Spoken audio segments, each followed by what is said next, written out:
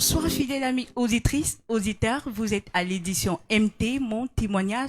Je souhaite la chaleureuse bienvenue au nouveau. Je suis Balbine Dalmeda, votre présentatrice et toujours de concert avec le Frère Landry. Le Frère Landry qui se présentera pour ceux qui ne le connaissent pas. Oui, excellent encore soirée à tout un chacun. Frères et sœurs, dans le nom de notre Seigneur Jésus, je vous salue avec un sourire aux lèvres. Merci encore de rester connecté sur la page MD TV. Et ce soir, nous croyons par la grâce de Dieu, avec ce que nous avons appris dans les séances passées, que cette nouvelle séance sera encore pour le corps du Christ une bénédiction. Et avant de passer déjà à voir notre papa, j'aimerais déjà faire un petit récap sur ce que nous avons vu en ce qui concerne le début du ministère de notre papa, en ce qui concerne ses premiers pas dans l'Église, ses responsabilités, comment est-ce qu'il a entendu la voix de l'Éternel et comment est-ce que l'appel a été annoncé. Et papa, avant de continuer, comme je le disais tantôt, il y a des chers auditeurs qui ont posé la question de savoir où est-ce que vous visiez pour la première fois dans le début de votre ministère. Merci. C'est le pasteur Mamadou Diomandé, votre coach spirituel, président des églises César. J'étais précisément au centre de la Côte d'Ivoire, dans une ville appelée Bukanda, non loin de Demokro. C'est là-bas que j'ai vécu ma foi chrétienne puisque j'étais élève. C'est dans mon village que pour la première fois, je suis rentré dans une église évangélique invité par mes cousins jumeaux, pasteurs aujourd'hui.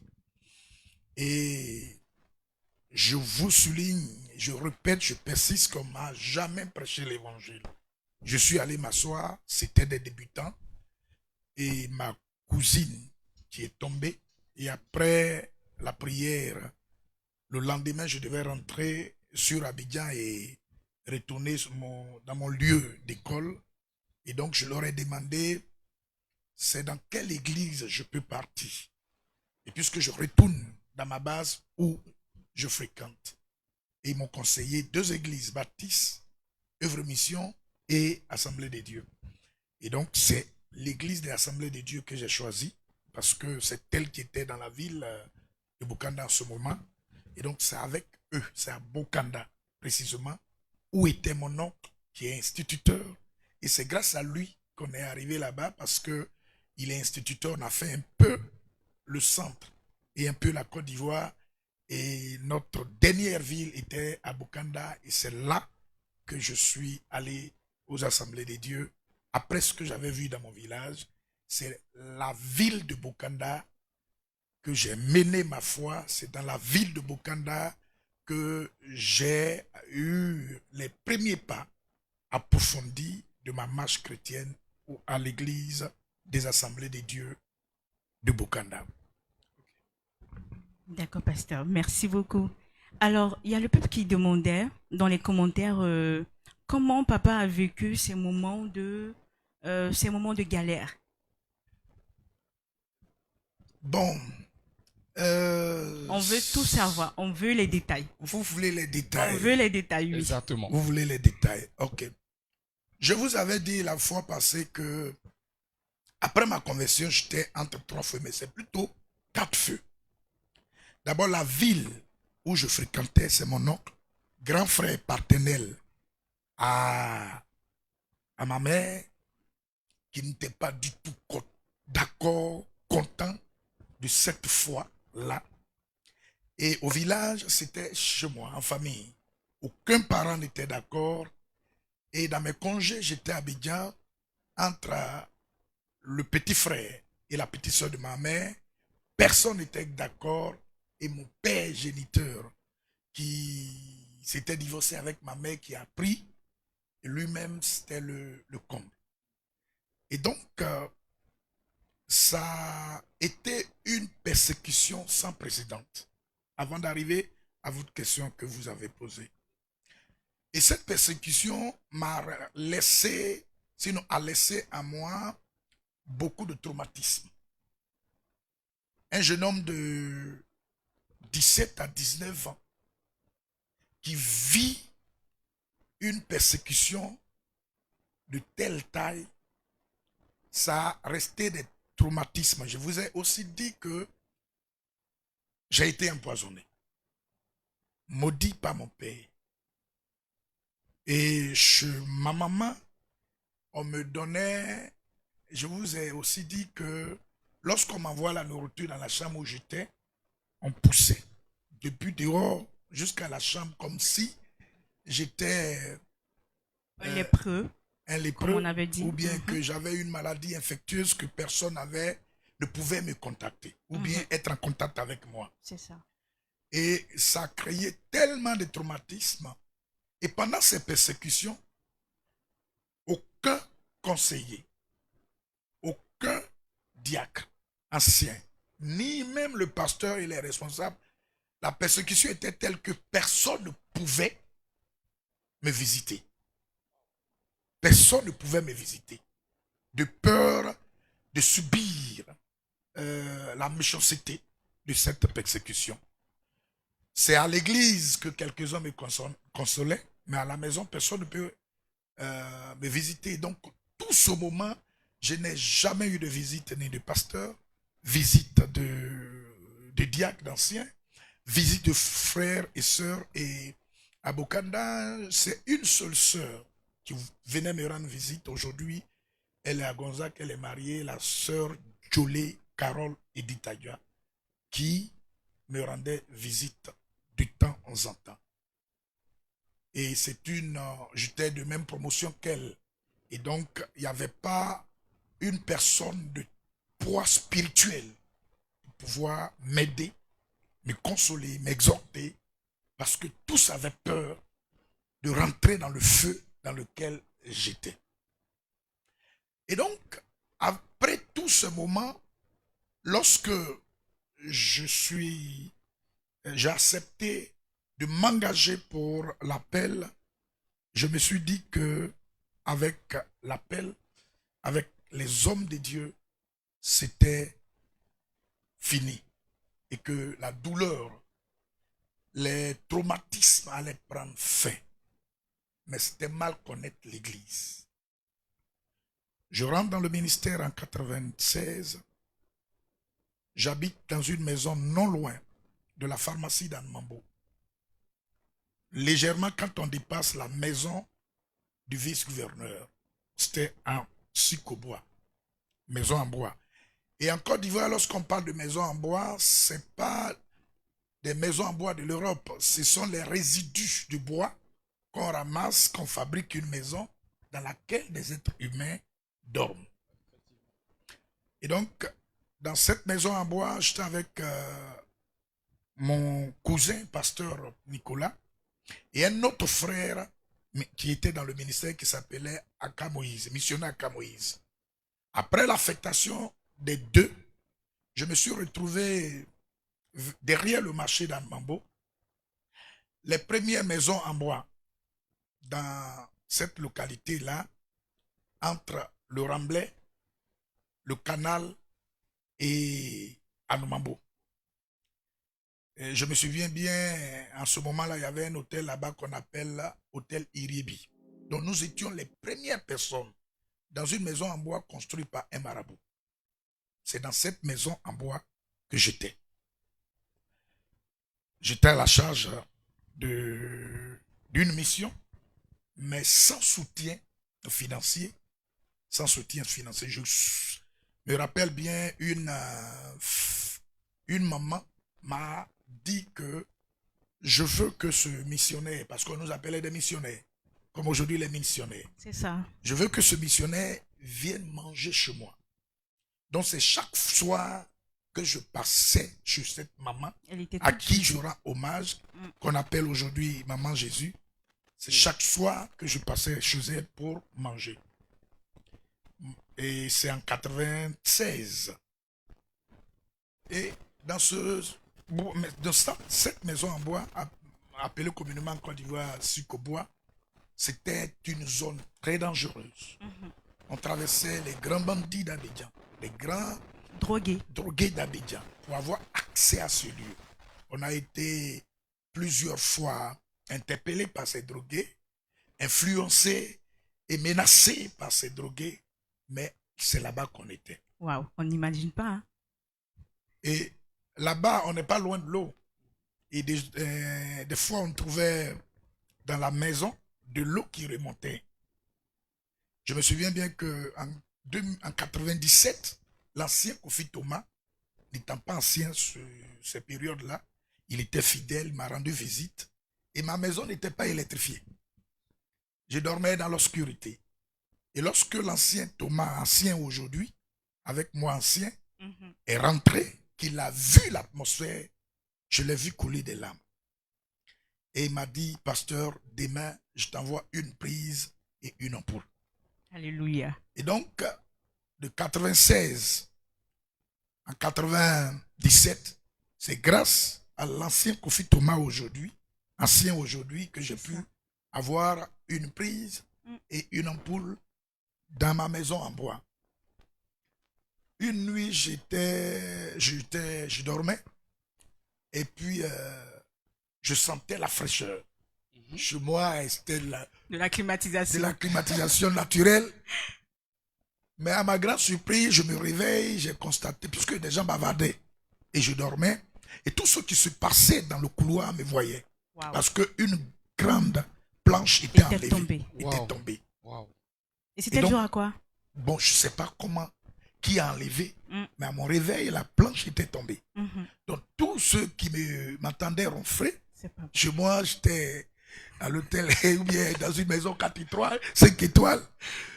Et donc, c'est leur rire et leur moquerie qui m'a réveillé. Et quand je me suis levé ce jour-là, franchement, j'ai fondu en larmes parce que ma vie était risquée, exposée là. Exactement. Et puis, beaucoup de choses m'est venu. Avec qui j'étais à solliciter, mais il m'a donné 2000 francs un mois, 3000 francs deuxième mois, et puis bon, c'est fini. Voici, peut-être au fur et à mesure, certains points vont me revenir en esprit, mais voici comment on a vécu. Donc ce traumatisme que j'ai eu pendant la persécution et avec tout ce que j'ai connu dans le début de ma formation va créer, je dirais, beaucoup de choses à moi. Au point où je vais vivre, rester recroquevillé sur moi, renfermé. Je vous assure qu'avec les pasteurs que j'ai connus, je n'ai jamais pu m'expliquer et dire à chacun ce que je vis. Et personne ne m'a jamais demandé. C'est ça. Ça a créé une solitude. Ça m'a mené à me plonger dans une solitude qui est restée jusqu'à présent. Ça dit que par moment, j'ai envie d'être seul. C'est ça. J'ai envie d'être seul parce que j'ai appris à être seul.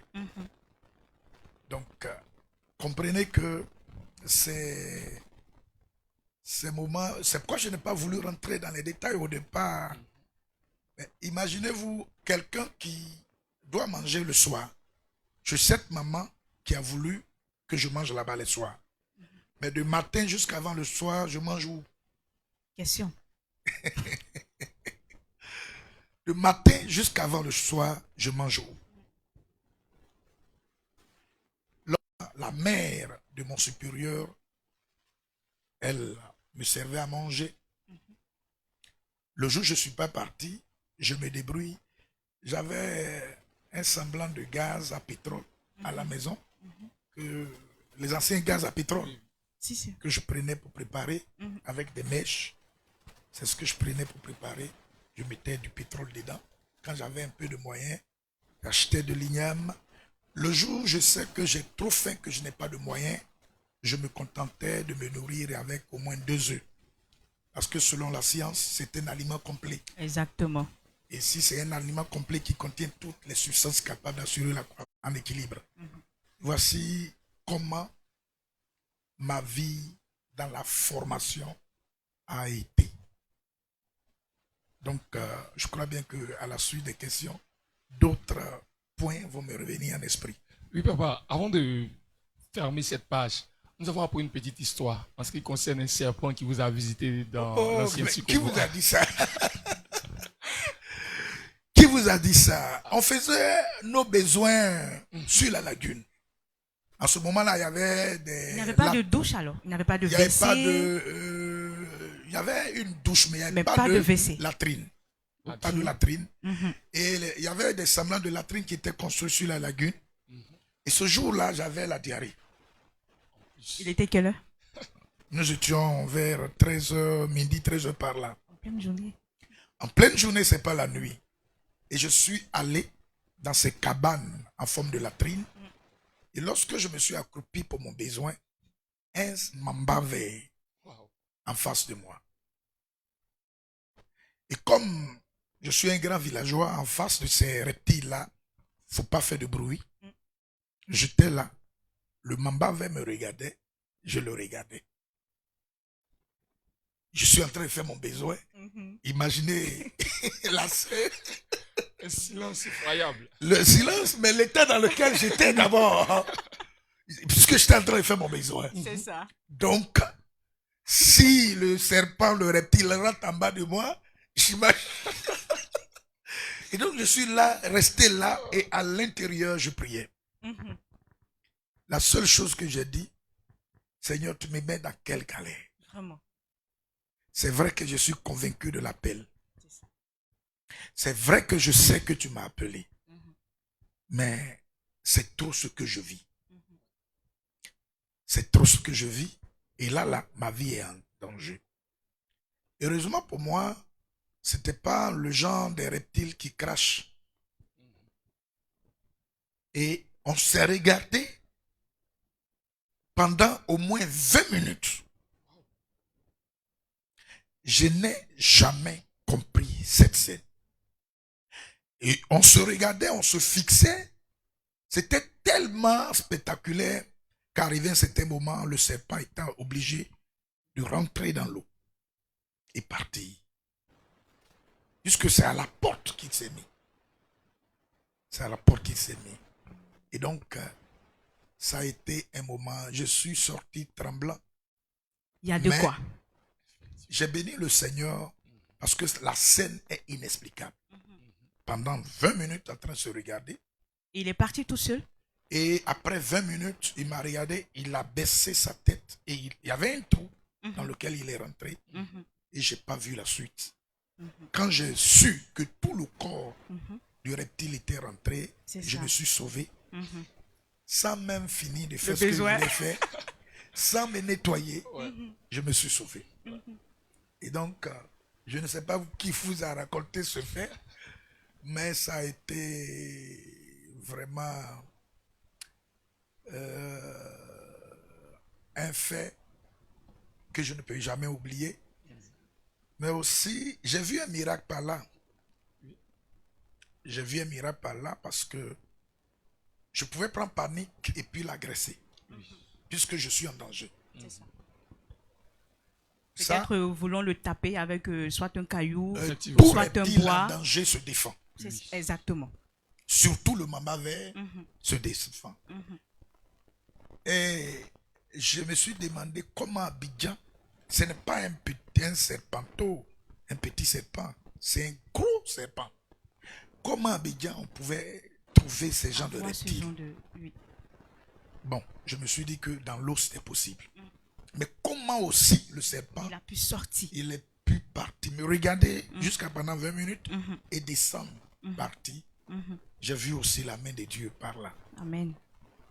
Donc, aujourd'hui, des fois, quand je vois des appelés qui veulent à tout prix tout avoir, qui se plaignent de tout et de rien, j'ai des fois des douleurs dans le cœur parce que tant bien que nous racontons ce que nous avons traversé, ce que nous avons vécu, et aujourd'hui, la grâce qu'ils ont, c'est d'être avec quelqu'un qui a vécu des situations, qui les comprend et qui ne veulent pas, qui ne veut pas qu'ils vivent les mêmes situations. je ne comprends pas pourquoi des fois certains se prennent la tête. Sinon, c'est... Par moment, tu es là, tu dis, Seigneur, tu m'as appelé, mais l'épreuve là est trop. Et c'est excessif. Est-ce que j'aurai la force de tenir jusqu'au bout? Et toujours est-il que, quoi qu'il arrive, je maintiens la foi. Quoi qu'il arrive, je garde la foi. Rien ne va m'amener à reboucher ce chemin. La foi uniquement, peut-être que je peux lâcher prise au niveau du ministère, mais la foi, Seigneur, je suis accroché à vie. C'était ma prière. Voilà un peu, comme vous avez pris des renseignements, si vous me rappelez des points. Voilà. Donc, D'accord, papa. Merci beaucoup. Alors, j'aimerais rappeler que nous sommes avec le pasteur Mamadou Diomondé, président de la mission César Côte d'Ivoire. C'est un homme qui, depuis un moment, nous fortifie, nous édifie de par son espérance de vie. Et je crois pour toi, ce soir qui nous regarde, que ton témoignage sera aussi marquant. Alors, si tu crois, tu tapes en commentaire Amen. Alors, pasteur, aujourd'hui, nous sommes à la 4e partie de votre témoignage. oui, Et nous parlerons de vos débuts dans le ministère. ok. Voilà. Alors, la première question, c'est de savoir la formation. C'est-à-dire, vous avez été formé de manière autodidacte ou par des professionnels. Quand je parle de professionnels, je veux parler d'une école. Ok. Faut dire qu'on a fait la bonne école d'abord. C'est la pratique. C'est la pratique sur le terrain. Mais je suis amoureux, moi, de la formation. Nous avons fait assez de pratiques sur le terrain, entre les pieds des hommes de Dieu.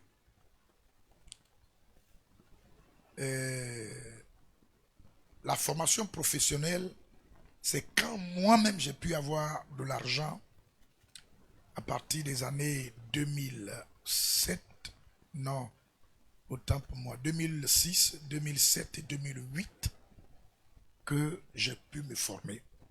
Parce que avec ce que je traversais, aucun pasteur ne voulait prendre la responsabilité de financer ma formation. Nous avons appris sur l'État, de manière, comme on appelle, pratique. Avec eux, on a observé, dirigé, on nous envoie ici, on nous envoie là. Mais chaque fois que je réveillais l'esprit de ces supérieurs pour leur dire qu'il nous faut un diplôme reconnu dans la sous-région.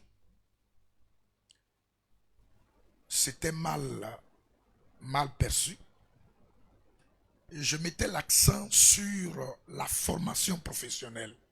C'était mal perçu. Arrivé à un certain moment, ça m'a coûté cette demande-là. Et j'ai compris que personne ne pouvait engager de l'argent pour me former sur le plan professionnel. Donc, on a fait assez de pratiques.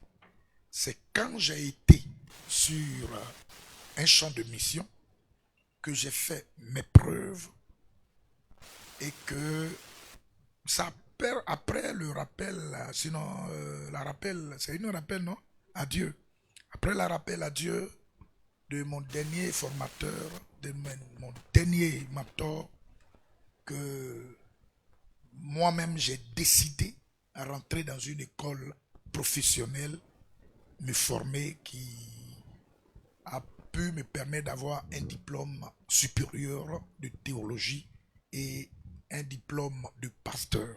Donc j'ai été formé en tant que théologien et en tant que pasteur, moi-même, avec mes propres moyens. Donc c'est moi qui me suis formé, arrivé à un certain moment où je pouvais. Je suis allé dans une école professionnelle et j'ai été formé, d'ailleurs consacré par le docteur de cette école professionnelle. D'accord, pasteur. Pasteur, j'aimerais savoir, la formation est une évidence? Oui. D'accord. C'est indispensable.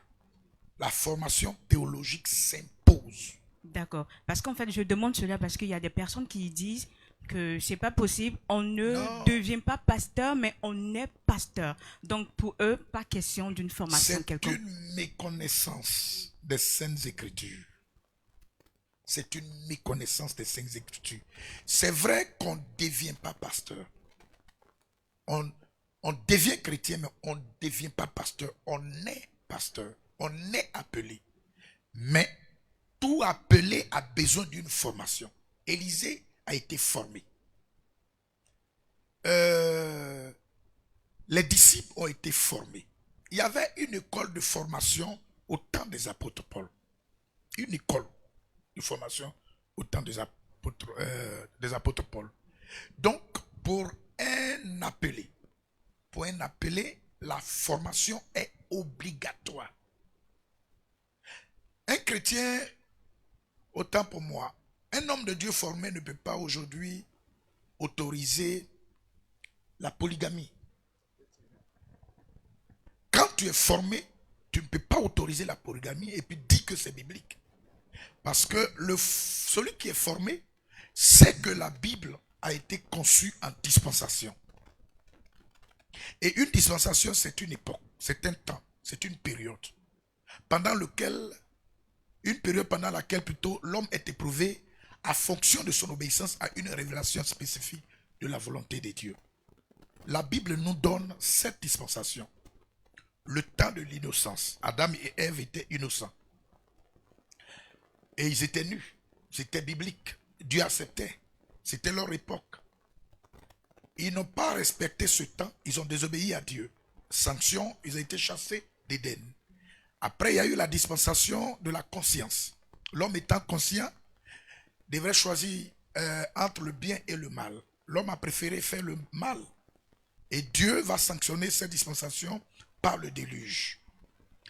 Après le déluge, nous rentrons dans la dispensation du gouvernement humain, dirigé par Nimrod. Les hommes devraient se répandre sur la terre et se multiplier. Ils ont refusé et ils ont fait une tour de Babel pour retrouver Dieu au ciel. Conséquence, confusion des langues et puis destruction de la tour de Babel. Vous voyez, pendant cette dispensation, Dieu a eu des manières d'agir et d'intervenir. Après cette dispensation, nous rentrons dans la promesse. Dieu prend Abraham derrière ses fétiches et lui promet un peuple, un enfant duquel sortira un peuple. Un peuple qui va adorer Dieu. Abraham n'a pas pu respecter totalement. Au lieu d'attendre pour une descendance à une seule lignée, Abraham a créé deux lignées, Isaac, Ismaël. Conséquence, Israël s'est retrouvé en déportation pendant 450 ans. Autant pour moi, 430 ans. Là-bas, Moïse arrive pour les libérer. Sur le mont Sinaï, le Seigneur leur donne la loi pour la dispensation de la loi. Cette dispensation de la loi, Dieu leur donne les 10 commandements. Au lieu de dire au Seigneur, donne-nous la grâce de pouvoir respecter, ils ont dit, oui Seigneur, nous allons respecter tous ces commandements que tu nous donnes. Or, Israël n'a pas pu respecter ces commandements. Donc, de déportation en déportation, c'était les conséquences.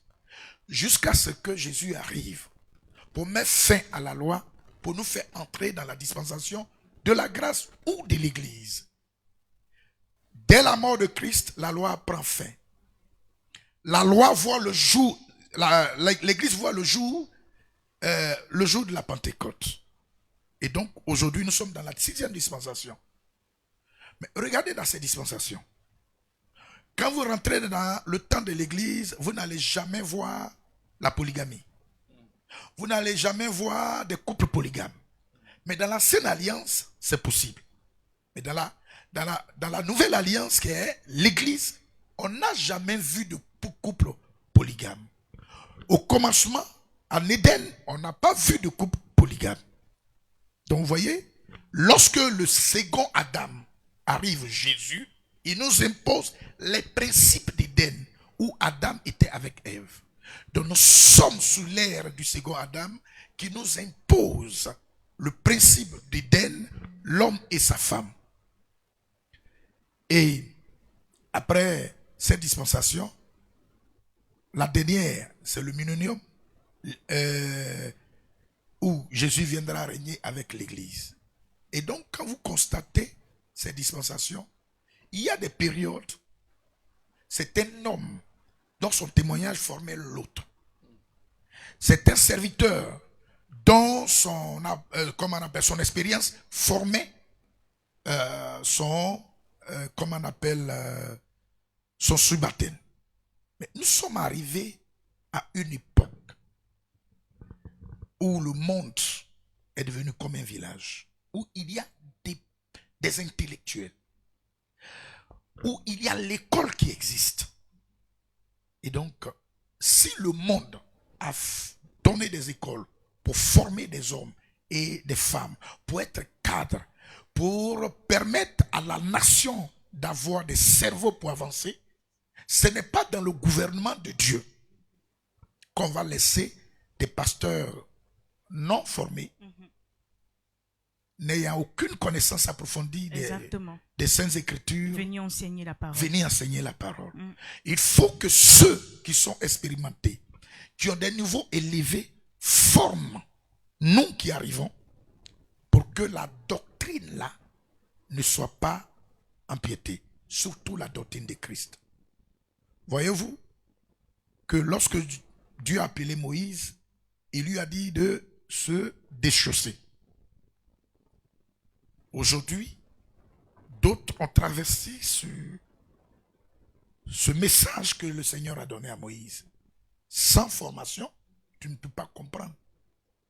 Sans formation, tu ne peux pas comprendre pourquoi en même temps Jésus, ayant la nature humaine, 100% humain, sans péché, et en même temps la nature divine. Sans formation, tu ne peux pas comprendre. Vraiment. Sans formation, tu ne peux pas comprendre le système de la Trinité. C'est exact. Le Père, le Fils, le Saint-Esprit. Et comprendre qu'il y a un Dieu qui agit en trois personnes, Père, Fils et Saint-Esprit. Dans leur fonction, ils sont distincts. Dans l'entité de la divinité, c'est un seul Dieu. Il faut une formation théologique pour pouvoir comprendre. Il y a plein de petits trucs dans la Bible sans formation. Je vous donne un exemple. La Bible dit que Jésus a dit à ses disciples, il est difficile à un riche d'aller au ciel et facile à un chameau de rentrer par les trous d'une aiguille. Sans formation, moi j'ai cru que c'était le métal. Le petit métal dont on a des difficultés pour mettre le fil. Comment un cheval peut y entrer? Ou un chameau peut y entrer? Le Seigneur voulait parler simplement de la petite porte de secours de la muraille de Jérusalem. Dans la ville et dans toute société, il y a des retardataires. Et à une certaine heure, la muraille, le grand portail devrait être formé. L'entrée et la sortie. Et puisqu'il y a des retardataires, il y avait une petite porte par laquelle les retardataires devraient rentrer. Et la petite porte est faite de sorte que si c'est un ennemi, quand il met la tête, on a le temps de le récupérer. Donc quand les chameaux arrivent, ils se pliaient sur leurs genoux, si je peux me permettre, et on enlevait les bagages pour qu'ils s'y entrent. Et donc cette manière de se plier était un signe d'humilité. Et donc le Seigneur voulait dire que pour qu'un riche aille au ciel, il faut qu'il s'humilie comme un chameau pour rentrer à Jérusalem, qui est la cité de grâce. Et en effet, sans enseignement, sans enseignement, on ne peut pas comprendre. Ça, c'est vrai. On va être ridicule devant des intellectuels en parlant du trou d'une aiguille. Mais même une fourmi peut-elle rentrer dans le trou d'une aiguille? Question. Donc la formation est importante. La formation est primordiale. Aujourd'hui, si tout le monde était formé comme il se doit, aucun prédicateur ne pouvait dire qu'un chrétien au vrai sens du mot peut être possédé par les autels sataniques ancestraux, par les liens familiaux ancestraux, et par les alliances familiales ancestrales sataniques. Quand on est formé, on ne peut pas dire ça. Parce que lorsque on dit qu'un autel satanique ancestral peut posséder un chrétien, cela veut dire que sa vie de sanctification est nulle. Exact. Ses activités spirituelles comme la prière, le jeûne sont nulles. Sa méditation est nulle. En d'autres termes, il n'a pas le Saint-Esprit. Parce qu'un corps dans lequel il y a le Saint-Esprit, la personne peut s'être influencée, mais ne peut pas être possédée. Donc, lorsque on n'a pas une formation adéquate, il y a des dérapages énormes que nous pouvons faire. L'onction, d'accord, mais la formation d'abord. Vraiment. Merci. En d'autres papa. termes aussi, l'onction d'accord, mais la parole de Dieu d'abord. Et cette parole, on a des dévanciers instruits pour nous instruire. C'est ça. Élie a été instruit pour instruire Élisée. Paul a été instruit pour instruire Timothée. Et donc, sans formation, un pasteur ne peut être pasteur jusqu'au bout. Il va déraper. C'est vrai, il y a le Saint-Esprit. Mais il y a la parole qui nous conduit. Il faut comprendre et connaître, comme on appelle, les principes d'interprétation d'un passage biblique. Il faut connaître tout ça là, avant d'interpréter. C'est pourquoi la formation est primordiale pour un appelé. Sans formation, il sera déformé. C'est ça. Sans formation, un appelé sera fortement déformé et lui aussi va déformer les autres. Ça, c'est vrai.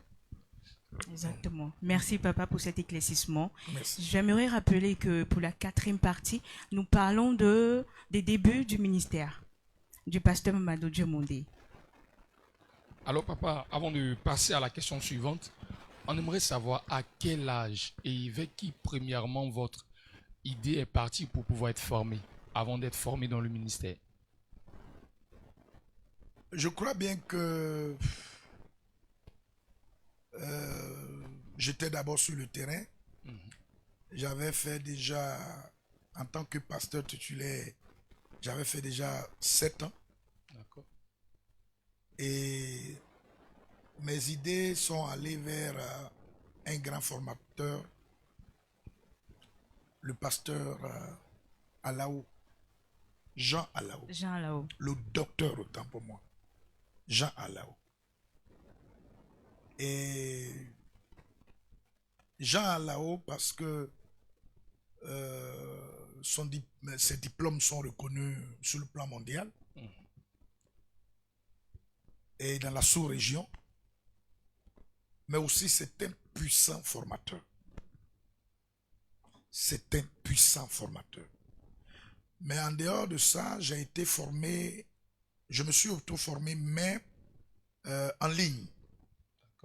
En ligne par une école pastorale et théologie française. Et après le diplôme, j'ai cherché ici, sur le plan local, et j'ai trouvé le pasteur Jean Alao, le docteur, notre père à nous tous, notre formation plutôt, notre formateur. Et il avait on a fait 2 écoles ensemble. CFBP, c'est une formation pastorale. Et puis ITA, une formation théologique supérieure. Vous sortez avec 2 diplômes. 2 diplômes supérieurs qui vous qualifient, formés. Je suis sorti avec mention bien. Mention bien quand même. Voilà. Bravo, papa. Oui. Mais ces écoles étaient situées où? À Abidjan ou à Abidjan. Ah, d'accord. C'est Abidjan, à Koumassi. Ok. Bon, ça fait longtemps, je ne sais plus où il a délocalisé. Mais je sais que beaucoup de pasteurs ont été formés par le docteur Jean Alao. Ok. À qui J'ai eu je la rends- chance. J'ai eu la chance de le rencontrer Ok, il n'y a pas très longtemps. c'est ça. Ok. Si. Le docteur Jean Alao, Jean Alao, oui. à qui je rends beaucoup d'hommages. Mhm. Beaucoup d'hommages. Et qu'on salue au passage, Effectivement. pasteur. Ok. D'accord. Donc, papa, comment se sont déroulées les premières années de votre formation? Y a-t-il eu des difficultés, des enjeux? On veut savoir. Bon, des difficultés. Les difficultés étaient nombreuses. Parce que diriger une église, être pasteur titulaire et aller à l'église et autant pour moi, à l'école, théologie chaque matin, chaque jour, jusqu'au vendredi, c'était terrible, fatigant. Des fois, les woro, des fois même quand il n'y a pas de voiture, tu marches. Donc, c'est tellement difficile. Il faut apprendre, il faut préparer des messages, il faut suivre le peuple, les brebis. On faisait plusieurs choses à la fois et donc ça n'a pas été facile. Ça n'a pas été facile. Ça n'a pas été. Il faut le courage. C'est ça. Surtout quand tu es pasteur titulaire, il faut le courage pour pouvoir finir la formation. Et nous avons, par la grâce de Dieu, fini brillamment notre formation. Voilà. On rend gloire au Seigneur. Oui, nous rendons gloire au Seigneur pour cela. Ben, il y a quelque chose qui me taraude l'esprit. J'aimerais savoir, est-ce que l'entourage, la famille, est-ce qu'ils ont vraiment accepté cet appel? La famille biologique. Bon, on veut parler de les frères en Christ. Comment est-ce qu'ils ont pris cet appel? Parce que bon, on passe d'un simple frère aujourd'hui à pasteur. Bon, je vous ai dit que ma grande base a été aux Assemblées de Dieu. Oui. Et au fait, en ce moment-là, on détectait rapidement l'appelé. D'accord. Par ta manière de faire, par la manière d'être spontané à l'église. Parce que je me souviens bien, les femmes avaient l'habitude, puisque le sol du temple n'était pas cimenté. C'était la terre. Et donc, j'ai remarqué que les mamans et les femmes venaient balayer 30 minutes avant le culte. Ou 30 minutes avant les prières du soir. Et chaque fois, il y avait la poussière sur des bancs. Quand j'ai observé ça, je venais balayer le temple 1h ou 1h30 avant le culte. Et quand elles venaient, le pasteur leur disait, quelqu'un a fait déjà. Il y avait ça. Mais déjà, notre manière de nous exprimer spirituellement démontrait qu'on était déjà formés. Et donc, de suite, quand tu prends une exhortation, quand on te programme pour un moment de prière, on te programme pour un moment d'exhortation, le jour où tu as la grâce d'avoir droit à la chair, ce qui dégage démontre que c'est un appelé. Donc, tout de suite, tout le monde dit, lui là, il aura un avenir dans l'appel. Donc, dans l'église où je suis, le pasteur avait vu, le second du pasteur avait déjà vu, et hormis le malade mental, hormis l'homme ivre, il y avait des songes qu'on me donnait, il y avait des révélations qu'on me donnait, il y avait des songes que moi-même je faisais, où je me voyais dans des tribunes en train de prêcher le monde. Une fois, je devais passer un examen. À la veille, je fais un rêve comme si j'étais en retard. Et au moment où j'arrive dans le centre d'examen, ils ont déjà fini. Et je rentre, l'éducateur qui est à l'entrée me dit en rêve, au lieu d'aller à l'école pastorale, toi c'est examen, tu viens venir passer. Wow. Que ta place n'est pas ici. Ça c'est dans un rêve. C'est fou. Et là où j'étais aux assemblées, tout le monde savait. C'était macroscopique, c'était vu à l'œil nu. Tout le monde savait. Tout le monde l'accueillait bien en fait. Les moments ou les périodes où le doute va venir, c'est quand tu t'engages. Là où le doute arrive, c'est là que tu t'engages. Parce que les supérieurs sous l'onction duquel tu es vont jamais manifester un signe pour t'encourager, te dire que tu es appelé. Il n'y a pas de motivation. Leur comportement frime à dire que tu es quelqu'un qui a raté ta vie et que tu fais semblant d'être appelé. Et des fois même, on entendait les paroles pour dire, ah, ce jeune homme même qui n'a même pas l'appel sur lui, il sort, il va au marché pour aller prêcher. Alors ceux qui se disent qu'ils sont appelés, on ne voit pas leurs œuvres. Pourtant, matin, midi et soir, on est dans les mêmes marchés en train de prêcher. Donc, arrivé à un certain moment, il n'y a pas d'encouragement, il n'y a pas de motivation de la part de tes supérieurs. Ça met un peu le doute dans ton esprit. Et je veux dire, tu es tellement ridiculisé que si tu ne fais pas attention, tu ne vas même pas croire en toi-même. Parce qu'il y a des paroles frustrantes. Il y a des paroles blessantes. Il y a des paroles... Je me souviens bien... Il y avait un programme. Et dans ce programme, on devrait... Là où j'étais, on devait plutôt chanter en langue. Et comme j'aime chanter en langue, on m'a appelé pour montrer au groupe de l'église des chants en langue.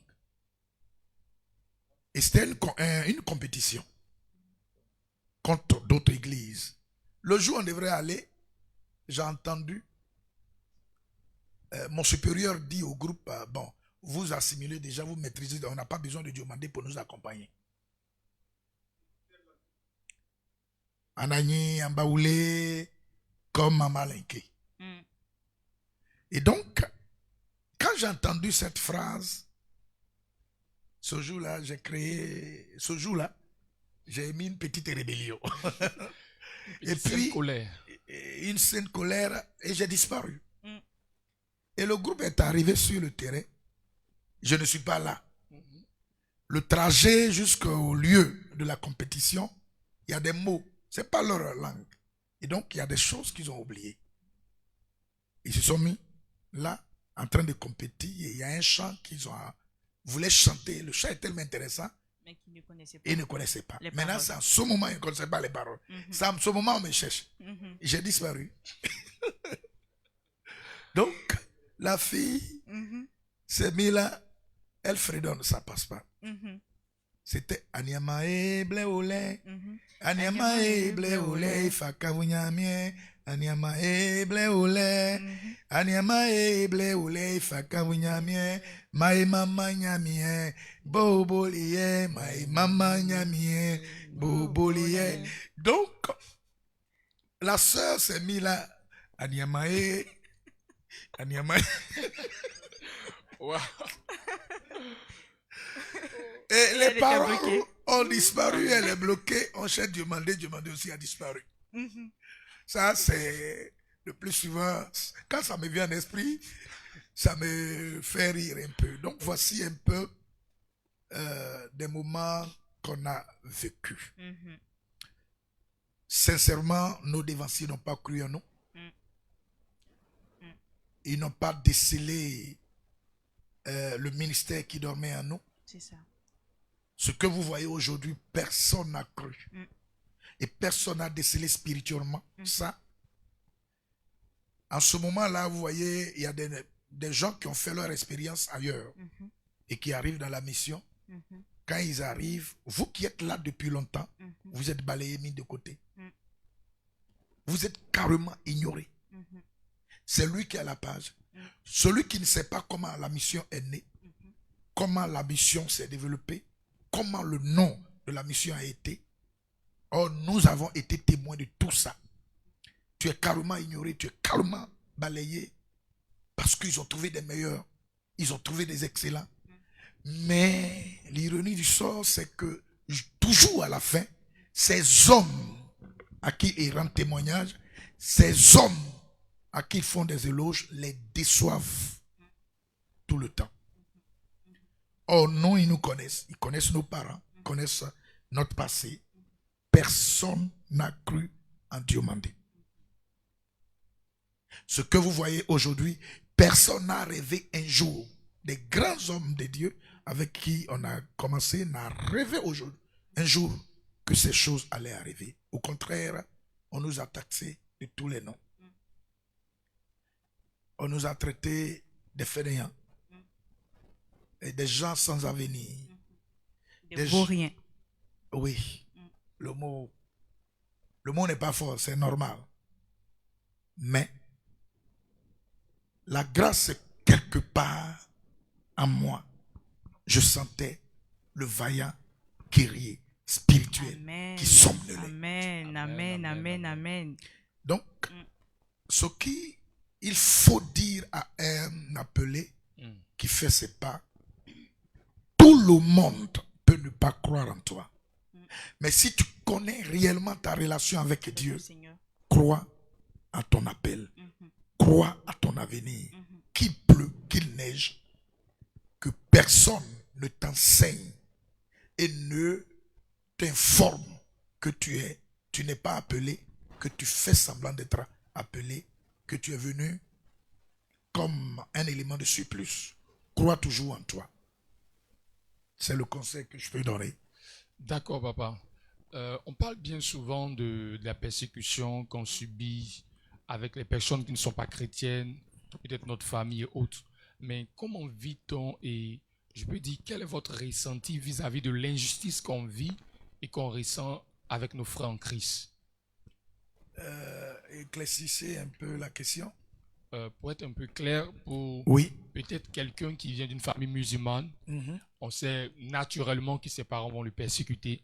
Et lorsqu'il arrive dans le corps du Christ, il rencontre là encore des personnes qui sont vraiment hostiles vis-à-vis de sa conversion ou peut-être de son appel. Donc, comment est-ce qu'on vit cette injustice-là? C'est terrible. Surtout dans nos cas. On a pensé pouvoir finir avec le ridicule qu'on a vécu dans la famille, les injures terribles, le rejet, le poison, la persécution, la malédiction qu'on a proférée sur notre vie. On arrive dans le christianisme, on constate que c'est comme si tu n'es pas les bienvenus. C'est comme si tu t'es trompé dans ta foi. Leur manière de faire démontre que le christianisme est un endroit où l'injustice et la méchanceté règnent. Ça te fait deux chocs. Le premier choc est compréhensif, mais le deuxième choc est terrible. Parce que il y a des petites scènes que j'ai constatées avec ses supérieurs.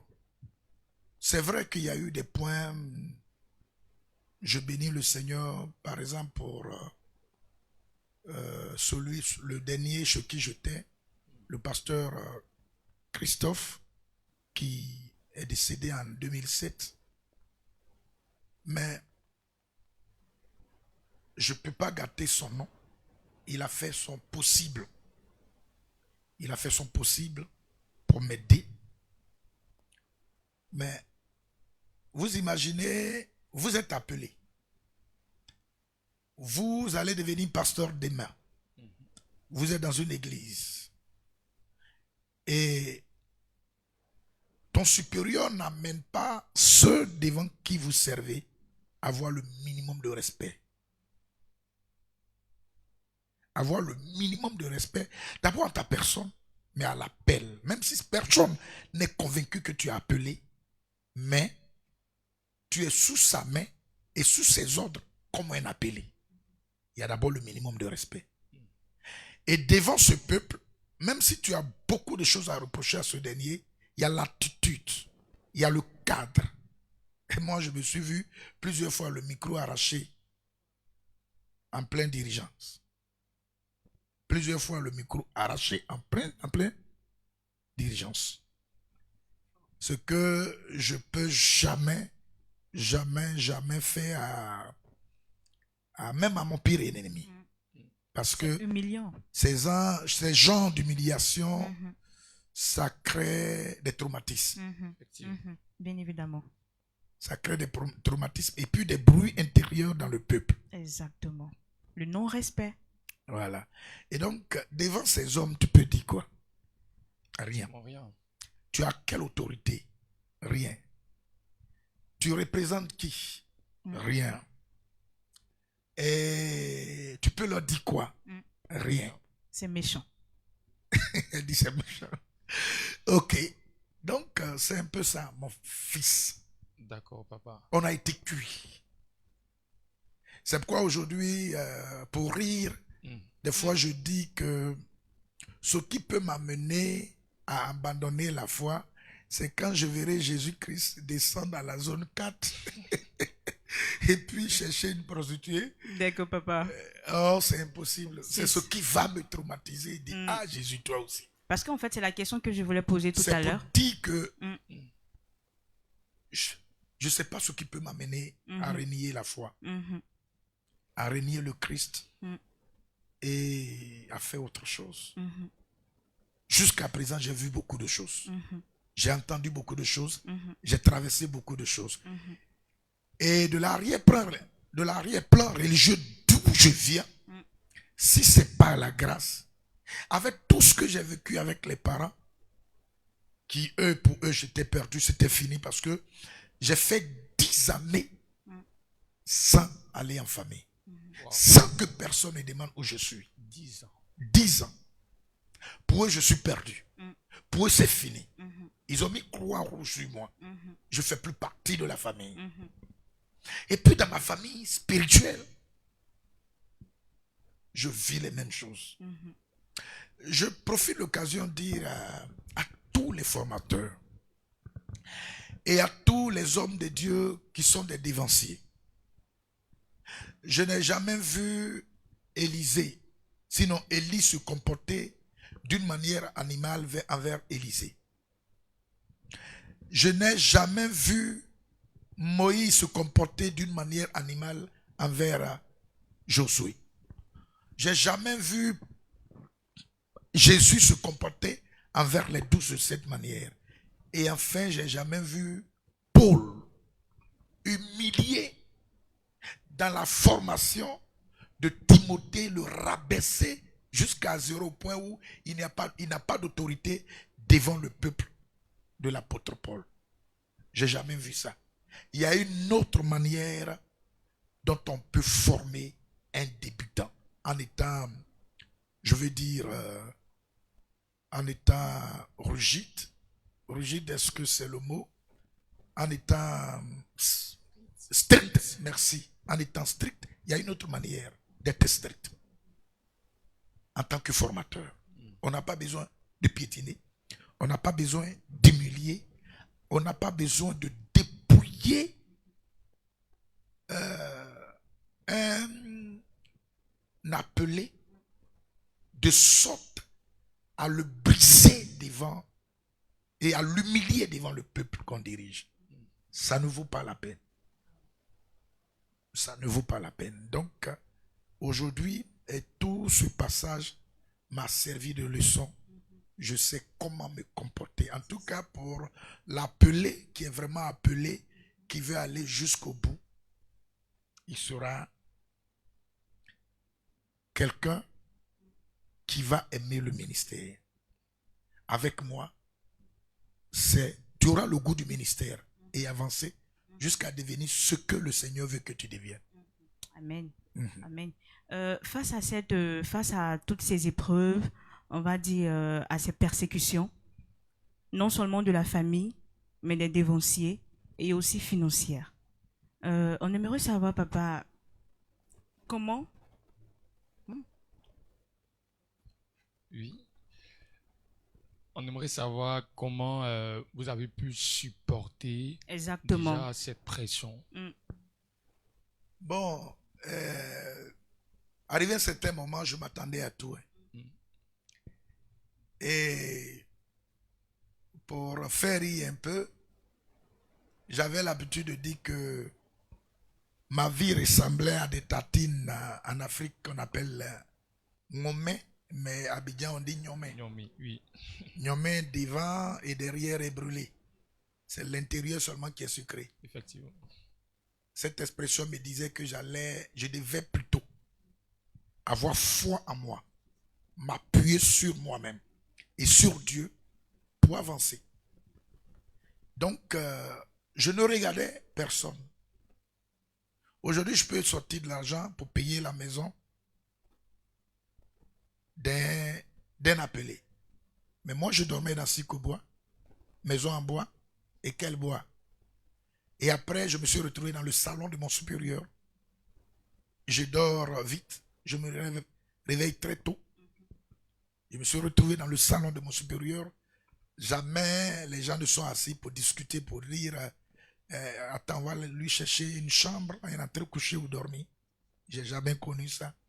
Donc, je n'avais que foi en Dieu et compter sur moi-même pour avancer. Mais jamais tu n'as voulu rétrograder. Jamais, jamais, jamais l'idée t'est venue Non, en tête cette de rétrograder. idée n'a jamais traversé ma tête. Mm. La seule idée qui a traversé ma tête, c'était d'abandonner le ministère. Pour faire quoi? Ou pour aller où? Oh, mais pour me chercher. Mm. Comme tout le monde. Mhm. Me chercher Mais tout en restant chrétien. tout en restant chrétien. Ok. Mais plus être pasteur. Ne plus être un serviteur de Dieu. C'est ça. Et j'ai prié pour ça. Mhm. Je priais pour ça. Mm. Je vais vous expliquer une histoire spirituelle. Je priais pour ça. Et une nuit, je vais faire un rêve. Après 4 jours de jeûne. Je fais le rêve. Je me retrouve sur un carrefour. Et sur ce carrefour, je vois l'enlèvement. Je constate l'enlèvement. Un vent violent. Ni homme, ni cycliste, ni motocycliste, ni voiture. Personne ne sait où aller. Et je voyais des hommes, des femmes enlevées. Et moi, je suis suspendu. J'allais de monter, mais je ne peux pas monter.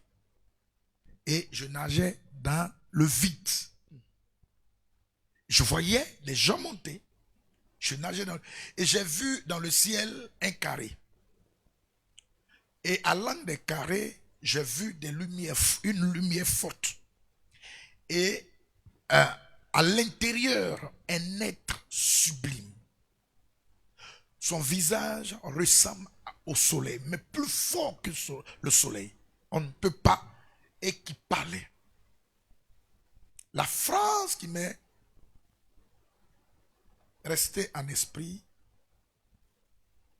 c'est pas un homme qui t'a appelé, c'est Dieu qui t'a appelé. C'est pas un homme qui t'a appelé, c'est Dieu qui t'a appelé. On ne peut pas recevoir l'appel de Dieu et se dérober. Et l'homme parlait. J'étais en même temps l'air. Je montais un peu et je disais pardonne-moi. Je montais un peu, je disais pardonne-moi. Et dans ma montée, j'ai croisé une jeune fille à terre qui me demandait après plusieurs frères et sœurs et responsables qui étaient déjà partis. Elle dit, je suis allé chez elle, je ne l'ai pas vue. Je suis allé, et je le dis à cette jeune fille, c'est ça l'enlèvement, et je t'avais parlé de ça, tu n'as pas cru, tu m'as dit que tu as ta religion. Ils sont partis pour des bons. La scène qui m'a terrifié, c'est une dame à qui j'ai annoncé l'évangile, qui m'a insulté, que j'ai croisé. La terre s'est fendue, ne pouvons pas rester, et le mouvement était tel que l'enfant qui est sur son dos est tombé. Et quand la terre est fendue, l'enfant est tombé. Elle voulait arracher l'enfant, prendre l'enfant rapidement, la terre s'est renfermée, et c'est le bras de l'enfant qu'elle a. Elle-même, elle est tombée par la suite, et elle me regardait, toujours en l'air. Jusqu'à ce que le rêve ne finisse. Quand je me suis levé matin, c'était un dimanche matin, très terrifié. Parce que je ne voulais plus servir Dieu. J'ai vu l'enlèvement sur 2 jours. Je suis rentré dans un moment de repentance et puis bon, j'ai continué. Le ministère continue. D'accord, papa. Dites-nous, papa, quelle a été votre première prédication? Vous vous souvenez? Je me souviens, ça c'est aux assemblées de Dieu. La femme qui perdait le sang.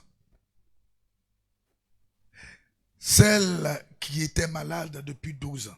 C'était un vendredi, dans une cellule. Ce jour-là, je me demandais si c'est moi qui parlais ou si c'est quelqu'un qui parlait à ma place. C'était ma première fois dans une cellule aux assemblées de Dieu. C'est ce jour-là, je me suis posé la question, mais qui avait dit à la dame qui, après avoir tout dépensé, elle allait de médecin en médecin. Elle n'avait éprouvé aucun soulagement, mais était allée plutôt en empirant. Ayant entendu parler de Jésus, qui lui a parlé de Jésus? Quelle était la foi et la connaissance?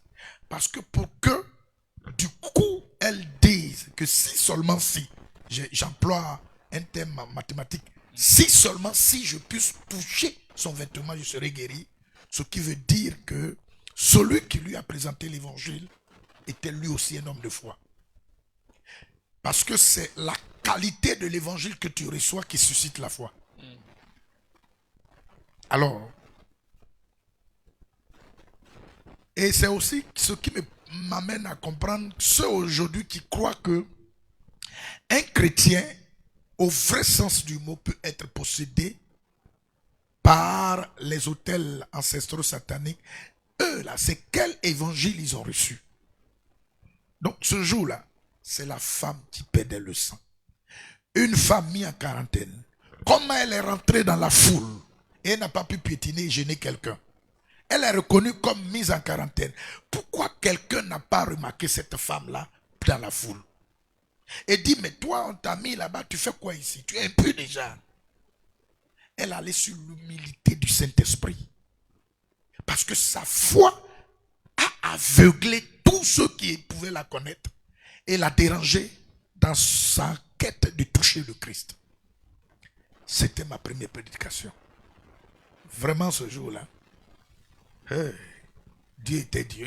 Papa n'avait pas eu Il peur. est Dieu, mais ce jour-là, j'ai vu sa puissance et sa Amen. force. Amen, amen. Voilà. Amen. Vraiment. on Quand je gloire au dis il Seigneur. était Dieu, bon, c'est un langage. Oui, c'est dans le contexte. Voilà. C'est ça. D'accord, papa. On entend souvent cette phrase de votre bouche. Vous dites que peut faire un agneau dans une bataille où est sorti le lion blessé? On aimerait savoir à quelles circonstances cette phrase a été vraiment sortie. Ok. J'ai été affecté à Mambo en 2000. Mais après plusieurs événements, je suis venu trouver, en tout cas, 7 éléments sûrs. Et puis quelques-uns qui venaient, qui partaient. Et le dimanche, j'ai déménagé totalement à Namambo. J'ai prêché sur la construction de l'œuvre de Dieu. Et j'ai dit que j'étais venu pour bâtir un temple à l'honneur de l'Éternel des armées. J'étais venu pour construire, pour qu'on construise ensemble l'œuvre de Dieu. Et quelques pessimistes qui étaient là ont trouvé ce message beaucoup osé. Et ils ont cru que j'étais déjà parti. J'étais dans le bureau en bois, vers Institut Faubel, pour ne pas faire de publicité. Et il y a un qui a dit, mais lui là, il se prend. Des grands pasteurs sont venus ici. On est toujours ici. Et lui, il dit, n'ayant pas de formation théologique, on le connaît, comment il a commencé. Et lui, il dit qu'il va venir Construire une église. Pendant que ceux qui sont partis ont diabolisé. Ils ont fait des intoxications. Aujourd'hui, beaucoup ne savent pas que je suis au courant de tout ce qu'ils ont dit. De méchants, de cruels, des prières de malédiction. Beaucoup ne savent pas. Et donc, j'ai appris ça. Lui m'avait dit quoi? Que peut faire un agneau dans une guerre où le lion est sorti blessé? C'est-à-dire que l'agneau, il ne pensait pas à Christ, mais il pensait à un ridicule. Demandait un ridicule. Et comme on n'a pas fait rien, mais il connaît quoi? Je prends pour qui? Et puis ce villageois, il va nous dire quoi? Il va venir construire un temple. Est-ce qu'il comprend ce qu'il est en train de dire? Mais ces personnes-là, papa, ils sont encore là? Non, ils sont vivants? déjà partis. Ils ne sont plus là.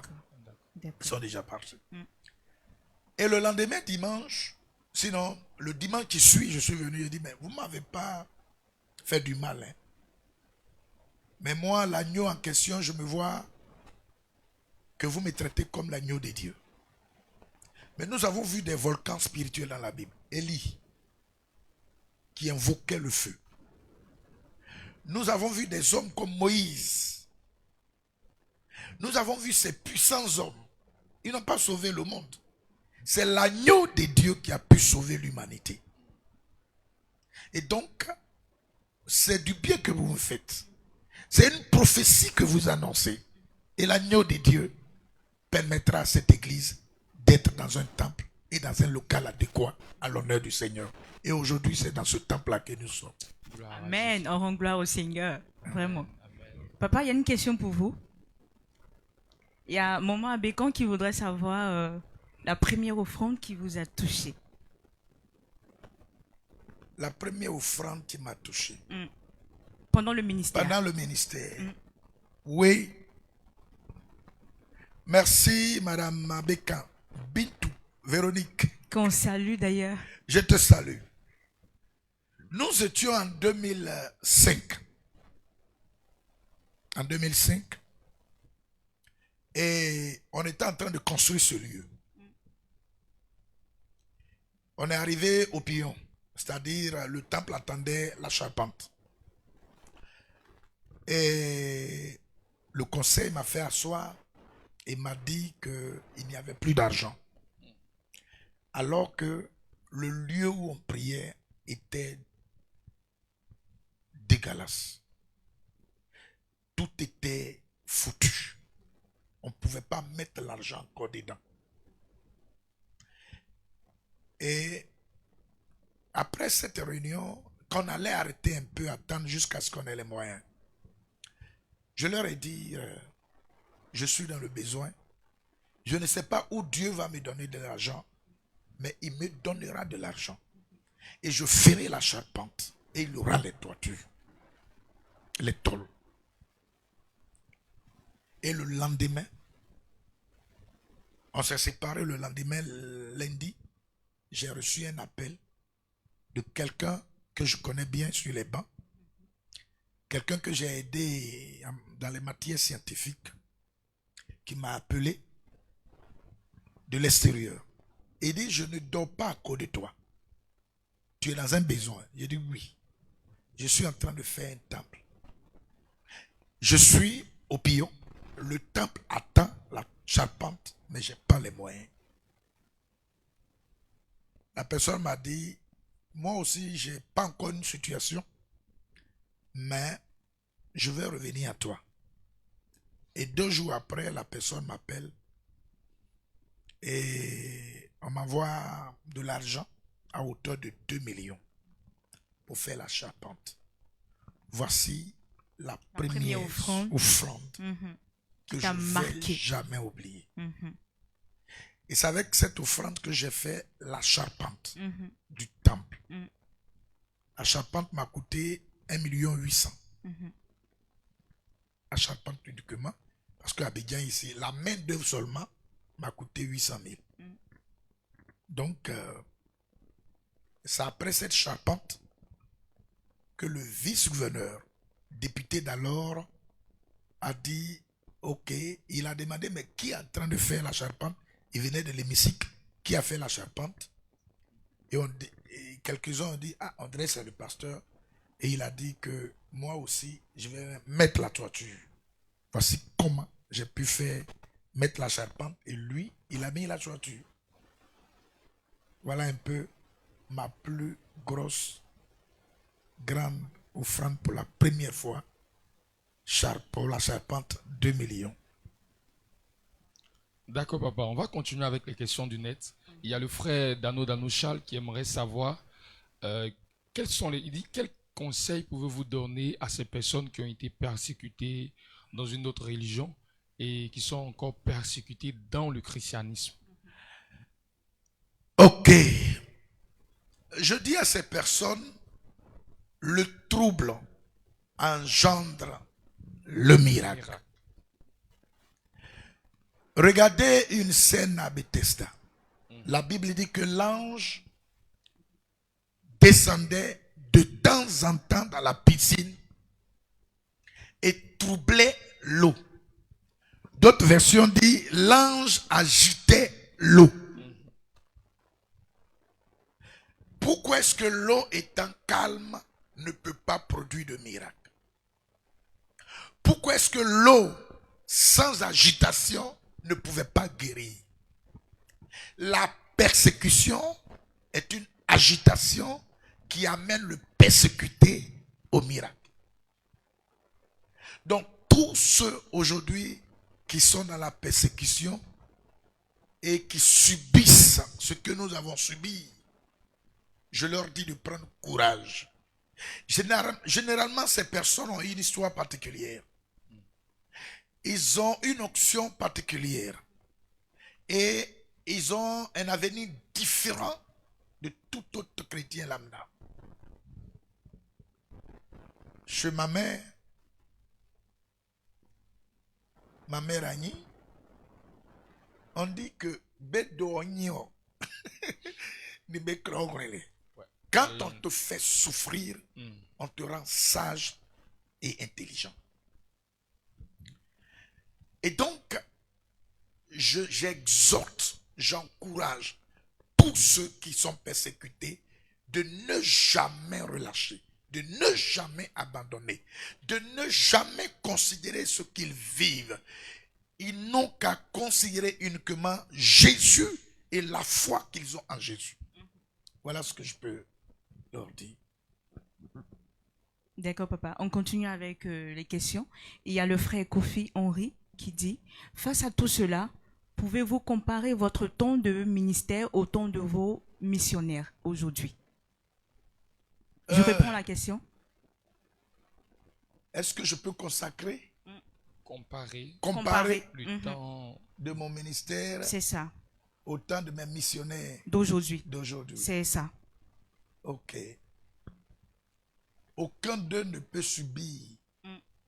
Voyant un peu le niveau et le degré, et j'ai évalué chacun, aucun d'eux ne peut subir ce que j'ai subi et demeurer, même dans la foi. Mais la seule chose que je peux, et je fais tout pour qu'ils aient le goût du ministère. Et je ne veux même pas qu'ils traversent ce que j'ai traversé, parce qu'ils ne peuvent pas. Peut-être que, comme Dieu fait grâce à chacun, ça peut être possible. Mais je fais tout pour les motiver, pour les aider. Ce que je peux faire. Si j'avais plus d'argent, ils allaient comprendre.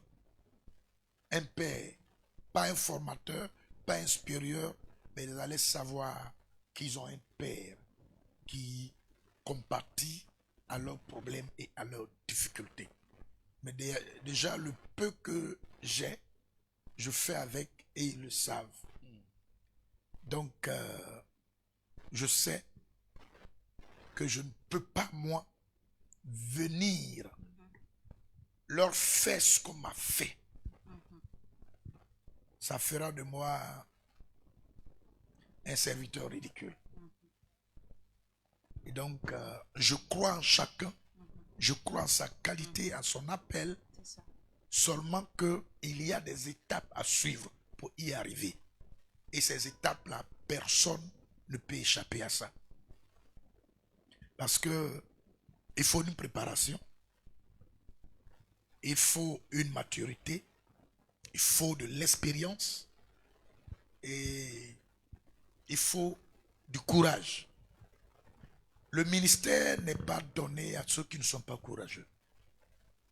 Le ministère n'est pas donné à ceux qui pensent que tout est facile. C'est le travail le plus ingrat vis-à-vis des hommes, mais le plus béni vis-à-vis de Dieu.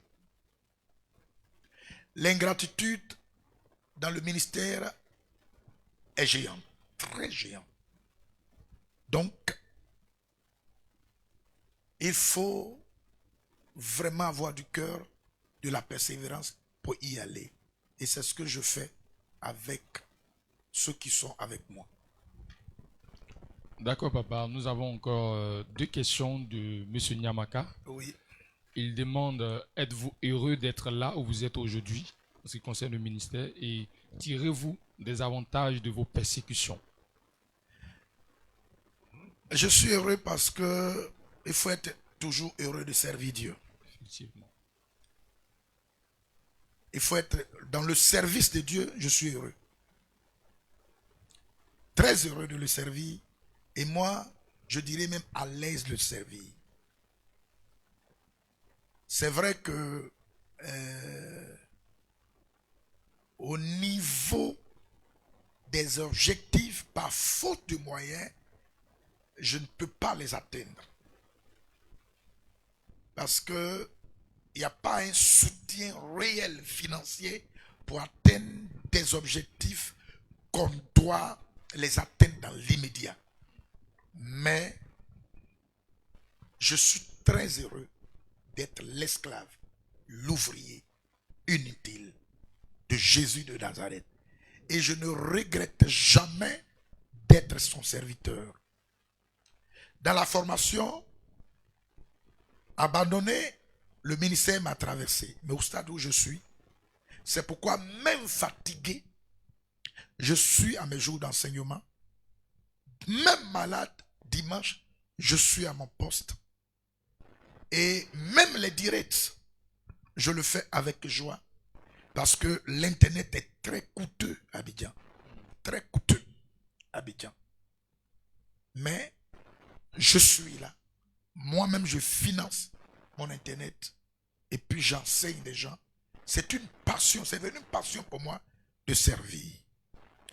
Maintenant, la leçon que j'ai obtenue dans la persécution, ça m'a regaillardi. Ça m'a requinqué. Et ça m'a donné l'esprit militaire. Ça m'a donné l'esprit militaire. Et aujourd'hui, je ne sais pas quel terrain sur lequel je peux être. Et puis, je vais pleurnicher. J'ai appris à avoir faim. J'ai eu faim. Et exagérément faim. Voilà. Et aujourd'hui, comme l'apôtre Paul pouvait le dire, j'ai appris à vivre l'abondance. J'ai appris aussi à vivre le manquement. Parce que même aujourd'hui, si pendant ces périodes de persécution, je n'ai pas montré à qui que ce soit que j'étais misérable, parce que je suis venu dans le ministère avec un pantalon, 2 culottes. Quand je lave le pantalon, j'attends à ce que ça sèche autant pour moi, ça sèche avant de sortir. Depuis dans le ministère, jusqu'à ce que je sois autonome et en plein temps, personne n'a demandé prix de chemise, prix de chaussures. Le seul qui un jour m'a donné une chaussure neuve, c'était un étudiant avec qui on prêchait dans les marchés. Il s'appelle Atekolade Ligali Aziz. C'est un petit dans le ministère que j'ai aimé. C'est un étudiant, mais il m'aidait. C'est lui, un jour, il est rentré au marché et puis m'a acheté une paire de souliers. Aziz, je ne vais jamais l'oublier. En dehors de ça, personne n'a demandé prix de chemise, prix de... Je vivais comme ça. Aziz était dans la même église? Oui, il était dans la même église que Ok. moi. Et il est venu devant moi, il a été converti devant moi. Et ma manière de servir, il a aimé, donc il était attaché, on était dans la même cour. C'est quelqu'un qui aimait Dieu, qui aimait servir.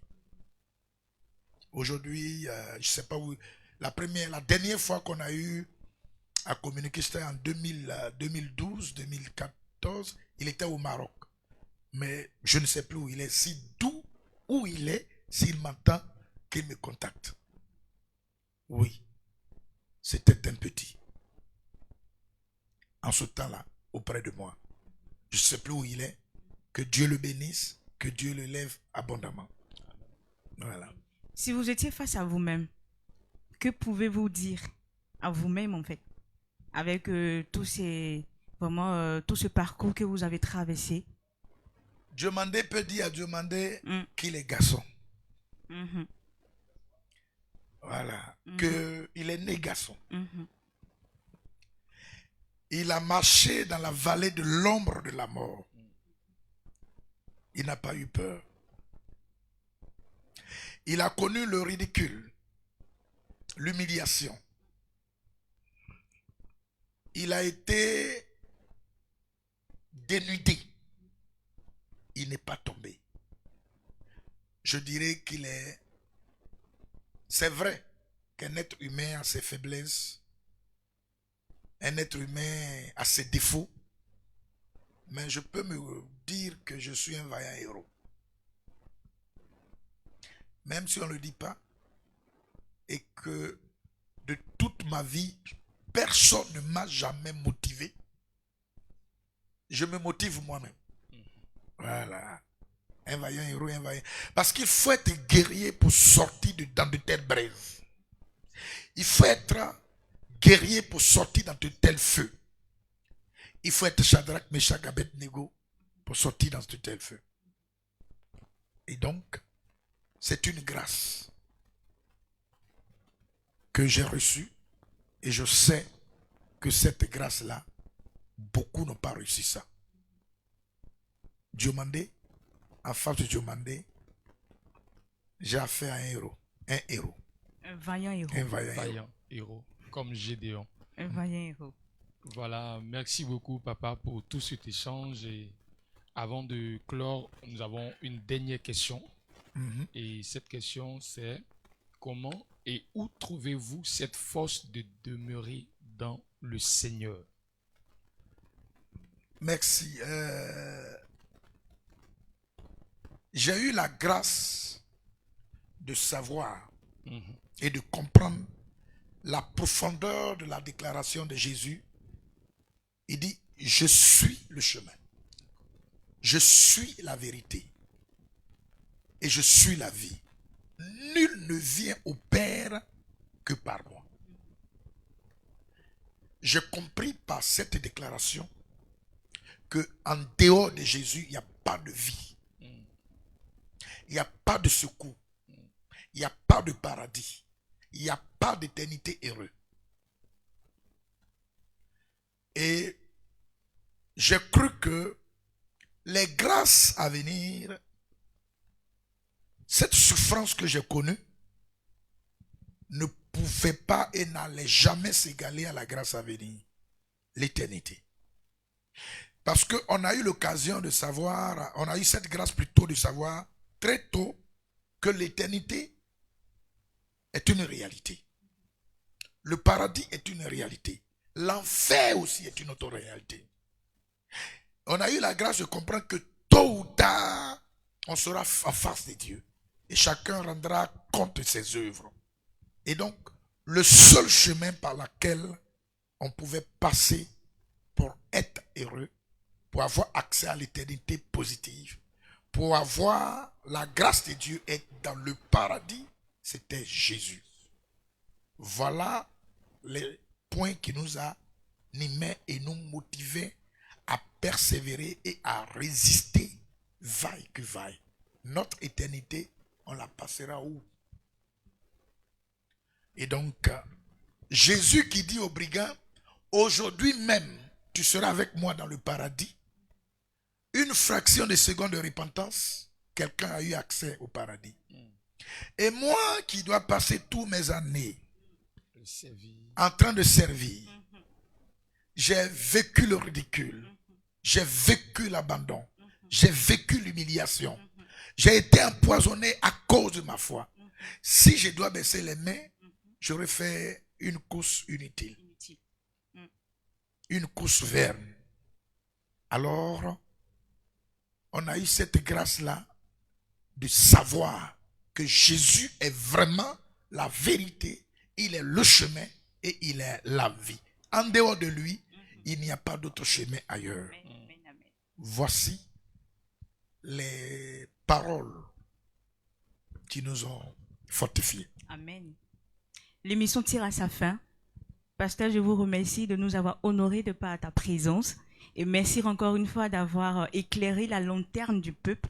Je dis merci à mon co-animateur, le frère Landry. Merci. Merci à toute l'équipe.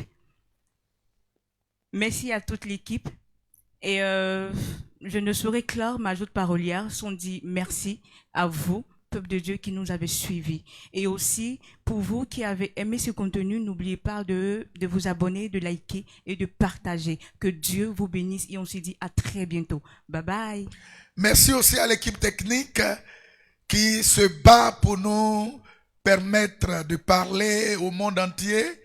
Et aussi, ils sont là, ils donnent de belles images et permettent au monde entier d'entendre, d'avoir le son. Que Dieu vous bénisse pour le travail que vous faites. Soyez élevés à jamais, marqués à jamais. Soyez bénis, soyez bénis, soyez bénis. Et tous mes enfants du temps de parole et de prière, shalom, shalom et shalom. Amen.